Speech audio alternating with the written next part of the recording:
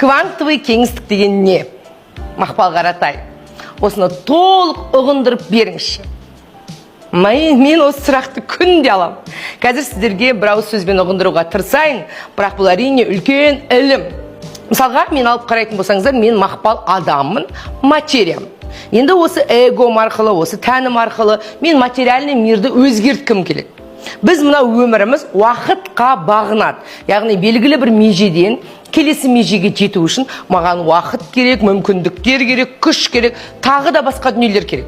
Сонымен қатар осы материальный Мақпалдан бөлек менің ішкімде кеңістік бар, энергия бар, энергетический кеңістік бар. Сол кеңістікке өтіп, ішкі кеңістікке дәл сол жерде пространство вариантов дейді. Сіздің ғажайып өміріңіз болашақта емес, дәл қазір тұр.